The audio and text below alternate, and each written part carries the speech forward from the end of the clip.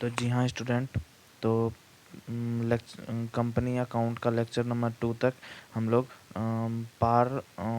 पार instalment और premium पे देख चुके थे। तो आज कॉल्स इन एरियर और calls in advance, under subscription, over subscription का वीडियो देखेंगे।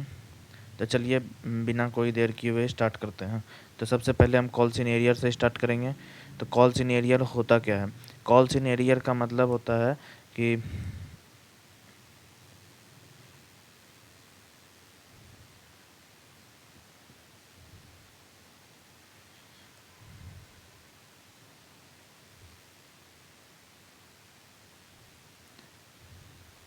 तो कॉल्स इन एरियर होता है कि कोई भी जो अमाउंट है जो कंपनी कॉल कर रहा है, लेकिन वो कॉल कर रहा है पर वो पेड नहीं हो रहा है। तो जो ये कॉल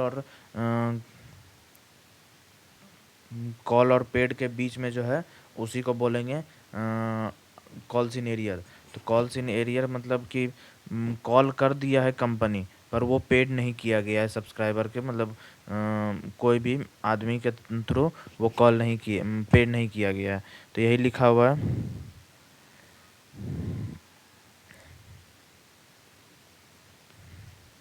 तो क्या लिखा हुआ है? Same amount call respective share of not paid before the specific date and fixed payment, such amount which not paid is called call सिनेरियल। तो यही चीज़ लिखा हुआ है जो कि कंपनी एक कॉल किया है और वो पेड नहीं हो पाया एक स्पेसिफिक डेट और कोई भी स्पेसिफिक डेट में और फिक्स्ड पेमेंट नहीं कर पाया है, तो उसी को बोलेंगे हम कॉल सिनेरियर। Such amount called by company either allotment on call money. तो ये जो है ये एप्लीकेशन पे होना पॉसिबल नहीं है, क्योंकि एप्लीकेशन पे तो हम ये देखते हैं ना कि कौन हमको पेमेंट कर रहा है, किसका हमको एप्लीकेशन आया जो आगे हम उस कंपनी उस आदमी से हम पैसा लेना है। तो ये जो जो क्या बोलते हैं कि जो आदमी एप्लीकेशन पे ही पेमेंट नहीं किया उसका तो हम एंट्री ही नहीं करेंगे, वो तो मेरा सब्सक्राइबर ही नहीं हुआ। तो वो उस पर बेसिकली हम नहीं कुछ लगाएंगे। तो इंटरेस्ट का रेट कितना रहता है कॉल्स इन एरियर पे? 10%। और तो interest will be chargeable from the appointment date of actual payment of rate not exceed 10%। The director has right to waive amount of interest. तो जैसे देखिए कि interest on calls in arrear पे director को right है 10% का, वो interest charge कर सकता है। ठीक। और लेकिन डायरेक्टर के पास एक राइट है कि वो अमाउंट जो है वो ख़त्म भी कर सकता है, इंटरेस्ट का अमाउंट ख़त्म भी कर सकता है, ये राइट है डायरेक्टर के पास। अब चलिए जनरल एंट्री देख लेते हैं।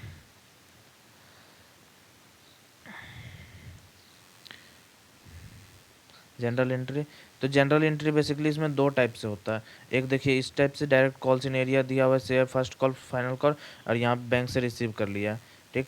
और यहाँ पे देखिए कि बैंक से जितना अमाउंट रिसीव कर रहा है वो भी दिखा रहा है कॉल्स इन एरिया, जितना नहीं रिसीव किया वो भी दिखा रहा है, और शेयर अलॉटमेंट चाहे कॉल मनी पे कितना अमाउंट है वो भी दिखा रहा है। यहाँ पैसा जाएगा और इधर CR होगा, इधर होगा अमाउंट। ठीक है। तो जब देखिए जितना भी अमाउंट यहाँ पे लिखा हुआ है when allotment and call money unpaid, तो जो भी अनपेड रहेगा तो वहाँ पे ये लिखा रहेगा बैंक अकाउंट, कॉल सिनेरियर अकाउंट, शेयर अलॉटमेंट अकाउंट। फिर जब वो रिसीव कर लेगा तो बैंक अकाउंट कॉल सिनेरियर। तो यहाँ देखिए इंटरेस्ट का भी अमाउंट है, लेकिन बेसिकली आपको 12th के बेसिस पे इंटरेस्ट का क्वेश्चन आता नहीं है। 12th में खास करके बिहार बोर्ड में इंटरेस्ट वाला क्वेश्चन आता नहीं है, कि बिहार बोर्ड में मैक्सिमम नंबर क्वेश्चन का जो रहता है वो 5 रहता है, और इंटरेस्ट का कैलकुलेशन दे देगा तो वो बहुत बड़ा कैलकुलेशन बन जाता है। तो इंटरेस्ट का आता नहीं है। ये दो टाइप का जनरल एंट्री है, दोनों आप देख लीजिए। बाकी चलते हैं इसके क्वेश्चन पे अब। तो देखिए क्या लिखा हुआ है। Shreyas limited did not receive first call 10,000 equity share 10 3 share due 1/7/2021। The amount will receive 1/4/2022। Open calls in arrear account, journalize the entry of the book of companies. तो इसमें जनरल एंट्री पास करने बोल रहा है किसके बुक में? श्रेयस लिमिटेड में। General यहाँ पे एंट्री भी लिख लेंगे। एंट्री लिख लीजिए चाहे एंट्रीज लिखिए, बात एक ही है। तो देखिए इसमें पार्ट करके लिखा हुआ है, तो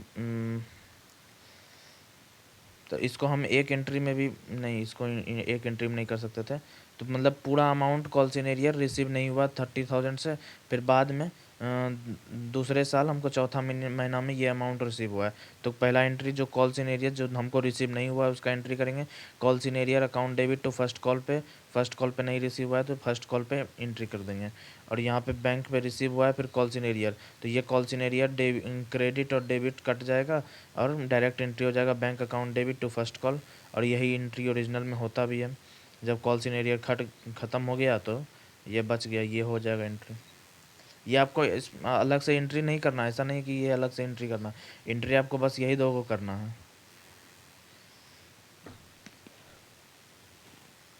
तो कॉल सीनियर का कॉन्सेप्ट ख़त्म हो गया। अब इसका इंटरेस्ट का रेट आपको एमसीक्यू में पूछ सकता है।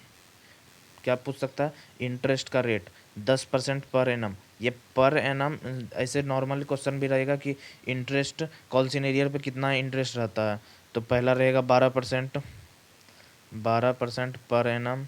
दूसरा रहेगा 10% पर एनम, 10% पर एनम।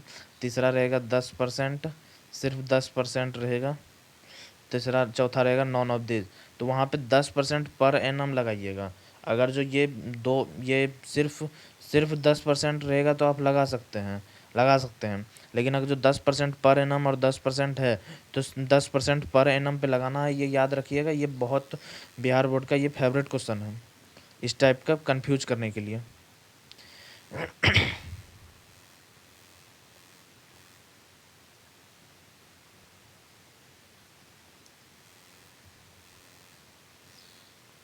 चलिए कॉल्स इन एडवांस का क्वेश्चन पे आप देखते हैं। कॉल्स इन एडवांस में क्या बोलता है? Calls in advance is a financial term where company request to its share holder to make partially और full payment of their subscriber capital before the schedule payment date. This request is typical made by company needs immediately funds for specific purpose और such expansion और debit repayment. तो देखिए basically इसमें क्या है कि calls in advance में या तो कंपनी डिमांड कर देता है कभी कि हमको अर्जेंट कोई पर्पस के लिए हमको पैसा चाहिए, आप लोग को एडवांस में पेमेंट कीजिए, उसके उसके बदले में कुछ पेमेंट करता है, ये इंटरेस्ट के तौर पे पेमेंट करता है। ठीक है। तो और नहीं तो कभी कभी आदमी के पास भी ऐसा रहता है कि एक समय पे ज़्यादा अमाउंट है तो बोलता है कि अभी हम जैसे कि अलॉटमेंट का कॉल कर रहा है कंपनी, तो वो बोल देता है कि हम फर्स्ट कॉल और फाइनल कॉल का भी अभी ही दे देते हैं, तो मेरे पास अभी पैसा है तो अभी हम दे देते हैं, बाद में नहीं रहेगा। तो कंपनी उस सिचुएशन में ले लेता है और उसके बदले में कुछ परसेंट का इंटरेस्ट दे देता है। ठीक है। तो ये इंटरेस्ट कितना परसेंट करता है? ये 12% पर एनम करता है। कितना? 12% पर एनम। ठीक है। A company may pay interest on such amount received calls in advance rate no dividend is payable on तो ये जो जैसे कि 3 महीना पहले कॉल्स इन एडवांस पेमेंट कर दिया, तो ये 3 महीना पहले कोई अगर जो डिविडेंड मिलेगा तो ये सिर्फ वही अमाउंट का मिलेगा जो ओरिजिनल कंपनी ड्यू किया है। कॉल्स इन एडवांस पे डिविडेंड नहीं मिलेगा। ठीक है। Adjustment of amount calls in advance for the payment of calls when they become due, interest payable on liabilities। ठीक है। तो और ये जो है ये आगे चल के जैसे कि अलॉटमेंट पे हमको मिल गया, तो ये आगे चल के कॉल और कॉल मनी पे हमको एडजस्ट करना है। ऐसा नहीं कि हम अभी दिखा दिए, अभी आप दिखा सकते हैं लेकिन एडजस्ट हमको कॉल मनी पे भी करना है। ठीक। तो इसका कुछ जनरल एंट्री देख लीजिए। जैसे कि हमको बैंक में मिला, बैंक कॉल्स इन एडवांस मिला, तो bank account debit to calls in advance, मेरा इनकम हो रहा है और ये मेरा लाइबिलिटीज़ है तो क्रेडिट हो गया। फिर कॉल्स इन एडवांस को जब हम एडजस्ट कर रहे हैं तो कॉल्स इन एडवांस को रिवर्स पोस्टिंग करेंगे, और जो भी कॉल पर्टिकुलर्स कॉल मतलब जनरली कॉल मनी पे ही होता है।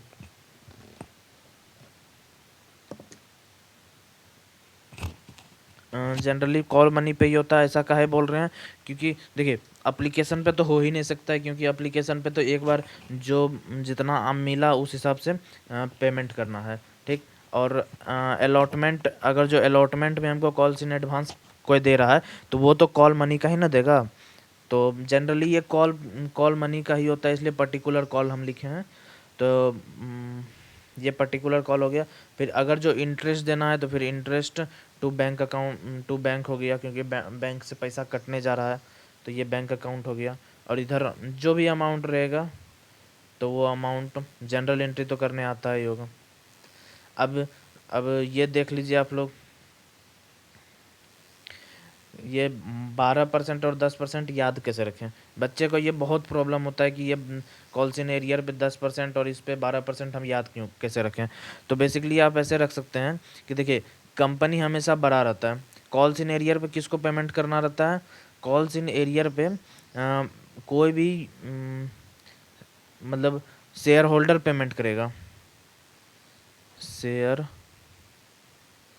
होल्डर पेमेंट करता है कंपनी को, कंपनी को पेमेंट करता है, ठीक है। तो इसलिए वो कम अमाउंट चार्ज करता है, 10% चार्ज करता है, ठीक है। और लेकिन कॉल्स इन एडवांस में कंपनी पेमेंट करता है शेयर होल्डर को। तो तो कंपनी बड़ा हो गया तो इसलिए शेयर होल्डर को कॉल्स इन एडवांस के केस में ज़्यादा बड़ा अमाउंट का इंटरेस्ट मिलता है। तो ये एक याद करने का तरीका है। अगर जो आप समझ गए तो ठीक है, नहीं समझ गए तो आप बेसिकली इस फॉर्म में याद रख सकते हैं, ठीक है। अभी हम कॉल्स अभी हम कॉल्स इन एडवांस का क्वेश्चन नहीं कराएंगे। कॉल्स इन एडवांस का हम क्वेश्चन बैंक के साथ क्वेश्चन कराएंगे। क्वेश्चन बैंक कब होगा सर? तो क्वेश्चन बैंक जो होगा ये बेसिकली एट जैसे कंपनी का इशू ऑफ शेयर और फॉरफीचर का कंप्लीट हो जाएगा, इशू ऑफ डिबेंचर का कंप्लीट हो जाएगा, तो वैसे ही उसी के साथ इसका क्वेश्चन करा देंगे। तो क्वेश्चन में क्या क्या रहेगा? तो क्वेश्चन में सबसे पहले ऑब्जेक्टिव रहेगा, ऑब्जेक्टिव रहेगा, ठीक। ज़्यादातर ऑब्जेक्टिव रहेगा, प्लस बेसिक बेसिक का डिफिनेशन टाइप का क्वेश्चन रहेगा, डिफिनेशन टाइप का मतलब 2 नंबर के लिए क्वेश्चन रहेगा। फिर कुछ क्वेश्चन रहेगा 5 नंबर के लिए। अब बहुत बड़ा क्वेश्चन हम नहीं लाएंगे, हम छोटा छोटा क्वेश्चन ही लाते हैं, ठीक है। तो चलिए अब आगे की ओर बढ़ते हैं।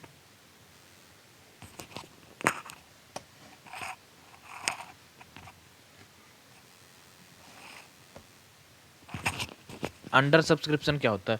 नाम से ही समझ में आ रहा है कि कुछ जितना अमाउंट का सब्सक्राइब के लिए बोला गया है, चाहे इशू किया गया है, उससे कम का सब्सक्राइबर मिला है, ठीक है।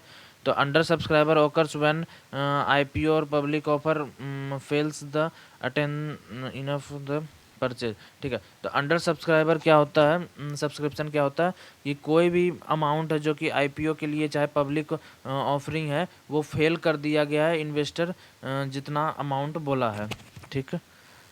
अब ये क्वेश्चन आप देखिए क्या बोल रहा है कि ए लिमिटेड जो है इशू किया है 43,000 शेयर 100 का ईच, ठीक। एप्लीकेशन पे 20, अलॉटमेंट पे 20, 25 और 25 फर्स्ट और फाइनल कॉल। तो ये अगर जो देखिए अलॉटमेंट हो गया तो ये क्या हो सकता है, फर्स्ट कॉल, ठीक। और ये फाइनल कॉल हो सकता है, इससे ज़्यादा कुछ नहीं हो सकता, क्योंकि चार चार टाइप का ही हम लोग पढ़े हैं पिछले क्लास में कि 4 टाइप का ही फॉर्म इंस्टॉलमेंट होता है, एक application, allotment, first call, final call, ठीक। ज़्यादा से ज़्यादा 4 टाइप का हो सकता है, नहीं तो 3 टाइप का हो सकता है, ठीक। तो और उस हिसाब से हमको 40,000 शेयर ही अप्लाई हुआ है। ऑल अप्लाइड आर एक्सेप्टेड और allotment was made, all sum was received on first call were receive 20 October, ठीक।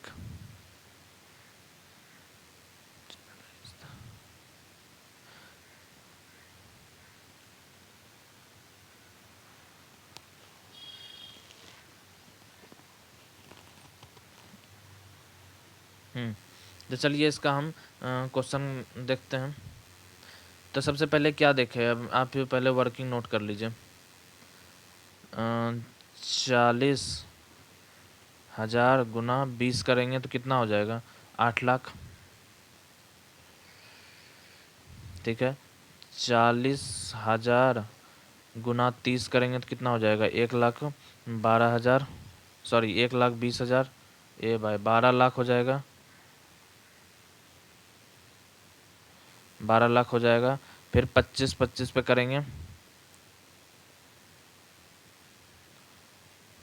25-25 पे तो 10-10 लाख हो जाएगा दोनों में। ठीक है। तो चलिए इस हिसाब से हम जैसे देखिए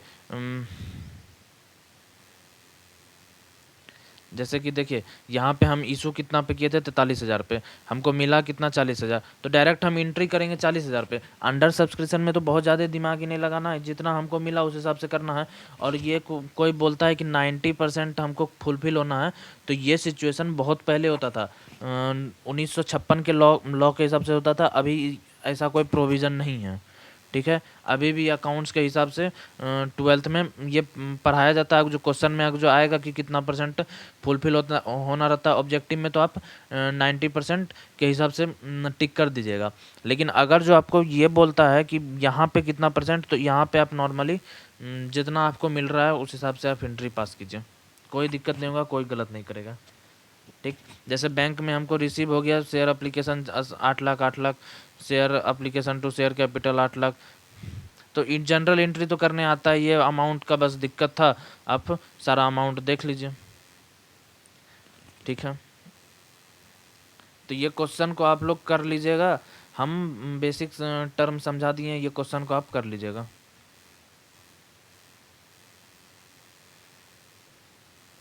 ठीक। तो देखिए जैसे अंडर सब्सक्रिप्शन हो गया। तो जब अंडर सब्सक्रिप्शन होता है तो कोई कोई शेयर तो ओवर सब्सक्रिप्शन भी हो सकता है। जैसे कि अब रिलायंस का शेयर आता है तो वो जनरली ओवर सब्सक्रिप्शन होता ही होता है। तो जब ओवर सब्सक्रिप्शन होता है तो उस सिचुएशन में उसको क्या बोलते हैं? तो over subscribed refers to an issue of stock which demanded exceeds the available supply. तो जब तो जितना सप्लाई है उससे ज़्यादा का कस्टमर डिमांड कर दिया। अब आप ही समझिए, अभी आप ही समझिए, 150 करोड़ के आबादी में एक कंपनी अगर जो 2 करोड़ का ला रहा है आईपीओ, तो अगर जो 2 करोड़ आदमी भी अब 3 करोड़ आदमी भी अगर जो अप्लाई करता है तो वो भी ओवर सब्सक्राइबर हो गया। तो इसी हिसाब से अगर जो कोई एक एक भी शेयर लेता है तो 3 करोड़ हो गया ऐसे ही। तो ये ओवर सब्सक्राइबर हो गया। तो इसी सिचुएशन में मतलब सप्लाई ज़्यादा है, जितना डिमांड है उससे ज़्यादा सप्लाई है, तो ओवर सब्सक्रिप्शन हो गया। तो an over subscription IPO initiates the investor and engage the company share holder leading the higher price. और तो इस सिचुएशन में इस जो प्रीमियम हम लोग पढ़े थे तो ये ओवर सब्सक्रिप्शन के ही केस में जनरली होता है। तो जब जो शेयर को जिस कंपनी को लगता है कि मेरा ओवर सब्सक्रिप्शन होगा वो प्रीमियम पे बेचने लगता है।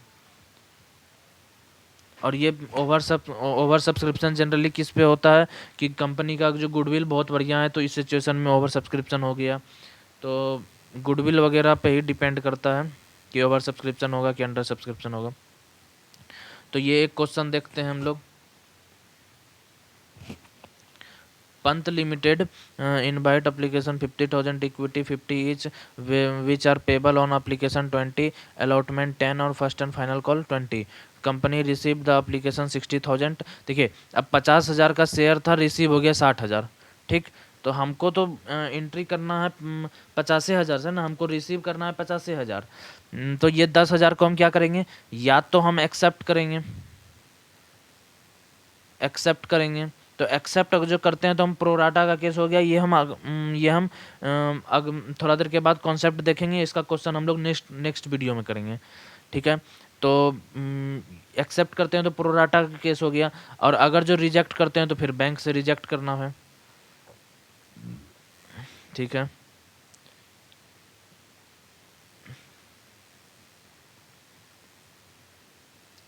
ये भाई क्या हो गया है यार।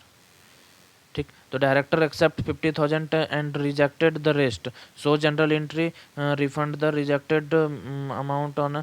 फिर देखिए अब जैसे 50,000 तो तो ये जो 50,000 को ये एक्सेप्ट कर लिया, ठीक। बाकी जो 10,000 है उसको रिफंड कर दिया, रिजेक्ट कर दिया, मतलब लॉटरी सिस्टम पे किया होगा। ये पहला 50,000 शेयर वाले को रख लिया, चाहे कोई भी 50,000 का शेयर वाले को रख लिया, बाकी का 10,000 जिसका था उसको रिजेक्ट कर दिया, ठीक है। और फिर अलॉटमेंट पे 45,000 से मिला, तो जब अलॉटमेंट पे 45,000 से मिला तो फिर बाकी सारा अमाउंट, तो यही अलॉटमेंट जो है 50,000, तो 50,000 फिर यहाँ पे कॉल सीनियर हो गया, कॉल सीनियर हो गया 50,000।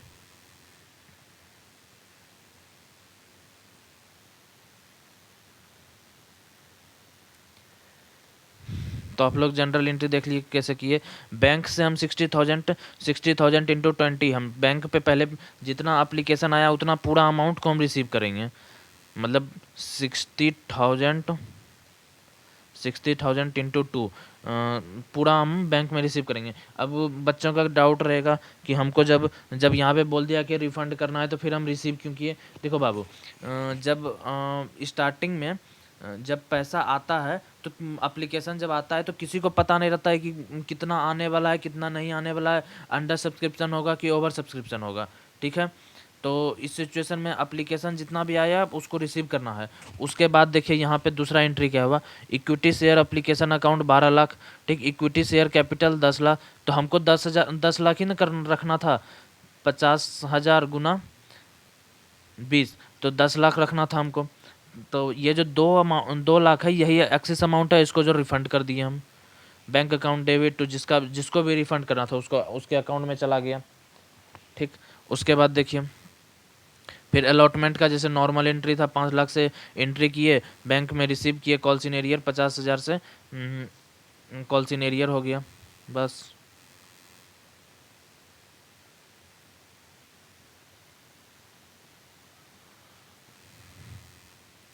ठीक। तो तो ओवर सब्सक्रिप्शन अंडर सब्सक्रिप्शन उम्मीद करेंगे आप लोग को समझ में आ गया होगा। तो चलिए अब हम लोग प्रोराटा का कॉन्सेप्ट समझ लेते हैं, उसके बाद इसका क्वेश्चन हम लोग नेक्स्ट वीडियो में करेंगे। प्रोराटा से बिहार बोर्ड और 12th के बेसिस पे क्वेश्चन नहीं पूछ सकता है क्योंकि ये थोड़ा लंबा और टाइम टेकिंग कॉन्सेप्ट है। तो इस टाइप का जनरली क्वेश्चन नहीं पूछा जाता है। अगर जो क्वेश्चन पूछता है इस टाइप का तो क्वेश्चन थोड़ा टफ हो जाता है। तो ये अगर जो पूछ लेता है तो ये सभी बच्चों के लिए टफ होता है, सिर्फ कोई एक पर्टिकुलर के लिए नहीं होता है। तो जनरली तो नहीं पूछता है। चलिए कॉन्सेप्ट हम देख लेते हैं, इसका क्वेश्चन हम लोग नेक्स्ट वीडियो में करेंगे और इसका बहुत क्वेश्चन हम लोग क्वेश्चन बैंक के थ्रू करेंगे। तो चलिए स्टार्ट करते हैं। शेयर आर तो over subscription and allotment pro rata क्या बोलता है ये देखते हैं। तो बेसिकली हम लोग प्रोराटा देख रहे हैं, ओवर सब्सक्रिप्शन तो देख चुके हैं। तो प्रोराटा क्या बोलता है, total number of share requested the less than amount total number share available. तो जितना हमको रिक्वेस्ट आया है उससे हमको कम पे हमको इशू कंपनी कम पे इशू किया है, तो वही प्रोराटा हो गया। तो उस हिसाब से जो अभी बोले कि हमको हम अभी यहाँ पे जो बोले कि एक्सेप्ट करेंगे, तो अगर जो कुछ सारे अमाउंट को एक्सेप्ट करते हैं तो वही प्रोराटा का केस हो गया। तो प्रोराटा बेसिकली उसी को बोला जाता है। An over subscription pro rata allotment means corporation will additional fund of stage. तो हाँ, तो अगर जो हम प्रोराटा कर रहे हैं तो ये या तो हम अलॉटमेंट पे एडजस्ट करेंगे या तो हम कॉल मनी पे। तो यही कॉल मनी और इस पे हमको एडजस्ट करना पड़ेगा, ठीक है। तो बेसिकली कहने का क्या मतलब हुआ कि एप्लीकेशन पे जितना हम इशू किए हैं वही अमाउंट हम एप्लीकेशन पे रिसीव कर सकते हैं, चाहे कुछ हो जाए। कुछ का मतलब कुछ, मतलब उससे ज़्यादा, जैसे हम 50,000 से बात किए तो 50,000 से ज़्यादा हम एप्लीकेशन पर रख नहीं सकते हैं। या तो हम रिफ़ंड कर दें तो नॉर्मल वो ओवर सब्सक्रिप्शन का केस बन जाएगा, ठीक। और अगर जो हम रखते हैं एडजस्ट करते हैं हम कॉल मनी के लिए और अलॉटमेंट मनी के लिए तो वो प्रोराटा बन गया, ठीक। जैसे कि वहाँ पे 2 बैंक से हम रिफ़ंड किए थे तो उसी तरह 2 कॉल मनी हो जाएगा, 2 अलॉटमेंट हो जाएगा। बस यही करना है, तो देखिए, जैसे रिजेक्ट करना है तो share application account to bank account, जो कि अभी हम लोग क्वेश्चन भी कर लिए हैं। अब देखिए प्रोराटा के केस में क्या होता है। तो share application account debit to share capital लिखते हैं, जो हमको रखना रहता है वो अमाउंट टू शेयर कैपिटल में जाता है, और टू शेयर अलॉटमेंट में वो अमाउंट जाता है जो कि हमको आगे चल के एडजस्ट करना है। और इसी के साथ में अगर जो हम रिफ़ंड करते हैं तो टू बैंक करते हैं, तो जो अमाउंट हमको रिफ़ंड करना है तो टू बैंक से चल जाता है। जैसे कि कोई कोई कंपनी का बहुत अच्छा गुडविल रहता है, तो वो सारा कंपनी का क्या होता है कि बहुत ज़्यादा शेयर आ जाता है, तो वो सारा शेयर कुछ एडजस्ट करता है, कुछ रिफ़ंड करता है, पार्सली भी हो सकता है, पूरा अमाउंट प्रोडाटा के थ्रू एडजस्ट भी कर सकता है, पूरा अमाउंट रिजेक्ट भी कर सकता है, और दोनों कर सकता है। तो देखिए हम एक चार्ट बनाते हैं।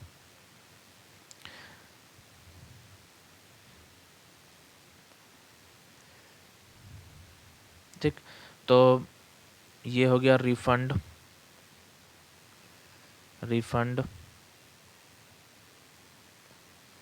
एडजस्ट और रिफंड एडजस्ट और बोथ कंपनी को रिक्वायर्ड है 50,000 शेयर के लिए। आ गया शेयर, कितना आ गया, रिसीव हो गया, रिसीव हो गया 1 लाख।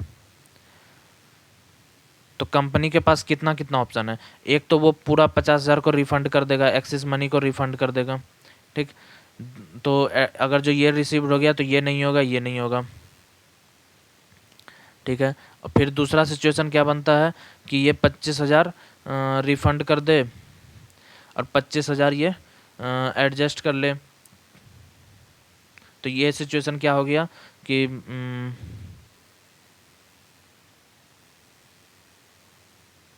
ये सिचुएशन बोथ का केस हो गया। ए भाई,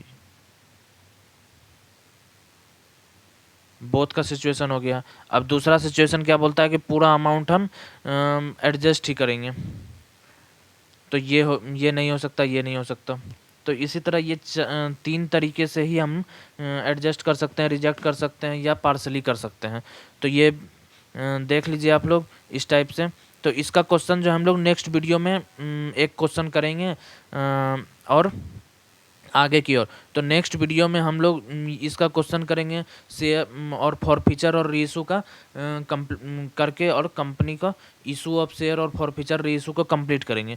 उसके बाद 2 से 3 क्लास में हम लोग डिबेंचर कंप्लीट करेंगे, इशू ऑफ डिबेंचर कंप्लीट करेंगे, फिर हम लोग इसके कंपनी के क्वेश्चन पे आएंगे। तो चलिए मिलते हैं नेक्स्ट वीडियो में। Thank you.